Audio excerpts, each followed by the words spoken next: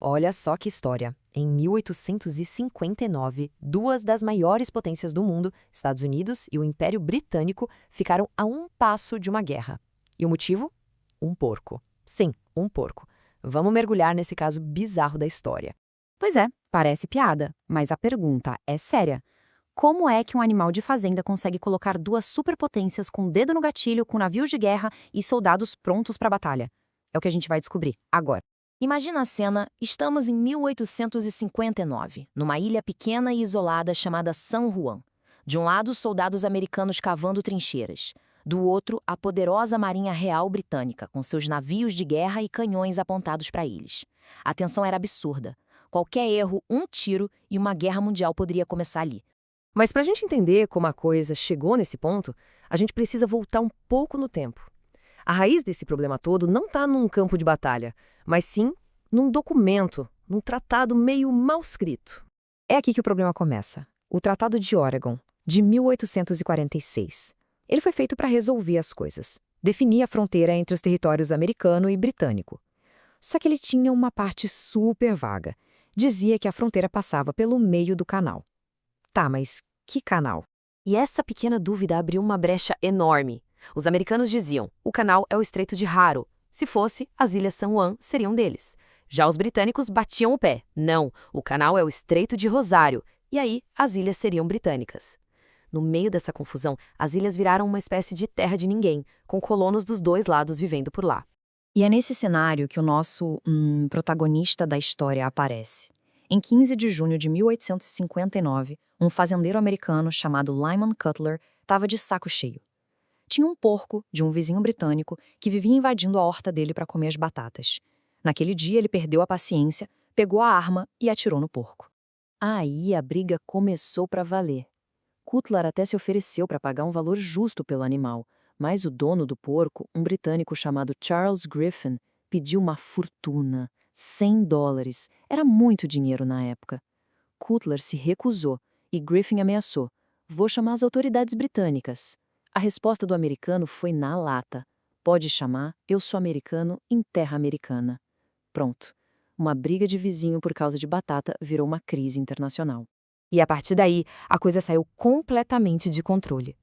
O que era uma disputa boba de quintal virou uma questão de honra nacional para os dois lados. Os fazendeiros americanos, com medo de serem presos pelos britânicos, pediram ajuda ao exército.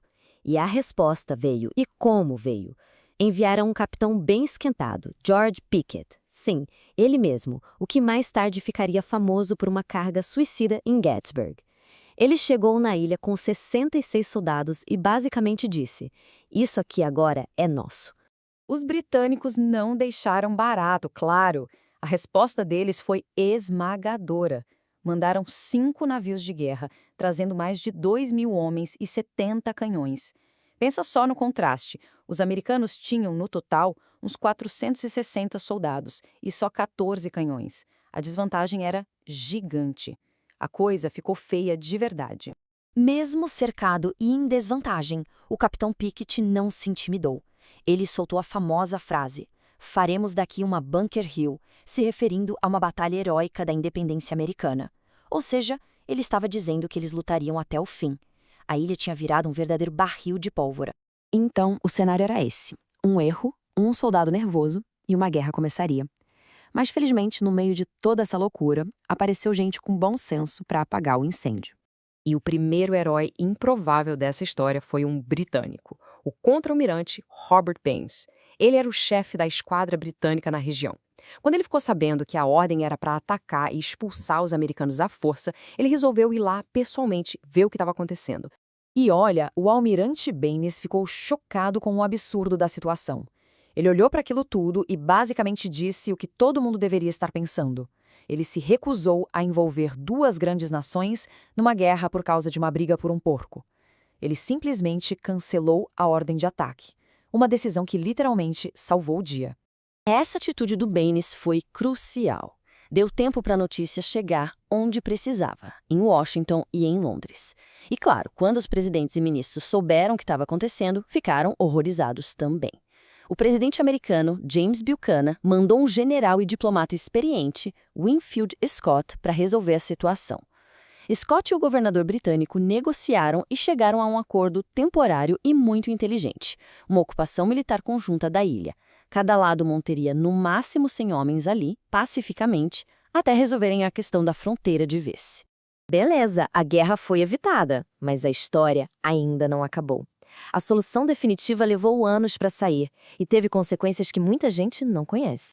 E o mais inacreditável dessa história toda é o que aconteceu durante essa ocupação. Ela durou 12 anos. E nesse tempo, os soldados americanos e britânicos, que quase se mataram, viraram amigos. É sério. Eles faziam piqueniques, competições esportivas, comemoravam o Natal juntos, visitavam um acampamento do outro. O lugar que quase virou um campo de batalha se tornou um exemplo de convivência. Mas a questão da fronteira continuava em aberto. Isso só foi resolvido de vez em 1871, quando os dois países finalmente concordaram em chamar um juiz de fora, um árbitro internacional. E o escolhido para dar a palavra final foi o Kaiser Guilherme I, da Alemanha. Um ano depois, em 1872, ele bateu um martelo. A fronteira passava pelo Estreito de Haro. Vitória para os americanos. Então, o legado mais famoso da Guerra do Porco é esse. Um exemplo de como a diplomacia pode funcionar, onde a única baixa de verdade foi o porco. Mas essa é só uma parte da história. Para quem já morava na ilha muito antes de americanos e britânicos chegarem, o final não foi tão feliz. Acontece que essa nova fronteira internacional foi traçada bem no meio das terras dos povos nativos Coast Salish, que viviam ali há milhares de anos. De repente, o território deles foi cortado por uma linha imaginária, o que dificultou a vida, a caça, a pesca, e não foram só eles. Havia também trabalhadores havaianos que tinham se estabelecido na ilha e que, com a chegada das leis americanas, perderam suas terras e seus direitos. Hoje, quem visita a ilha de San Juan encontra um parque histórico que celebra essa paz. Mas é importante lembrar que essa paz entre as duas potências teve um lado sombrio. Um custo que foi pago pelas comunidades que já estavam lá e que foram, em grande parte, esquecidas nessa história. E fica a reflexão, né? Se não fosse pelo bom senso de algumas pessoas-chave, será que o mapa do mundo poderia ser diferente hoje por causa de um porco comendo batatas? É uma prova de como a história, às vezes, é feita de detalhes absurdos. E agora, a gente quer saber que outra curiosidade histórica, que outro caso bizarro como esse a gente deveria explorar aqui? Conta pra gente aí nos comentários.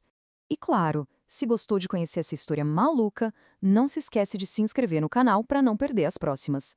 Valeu pela companhia e até mais!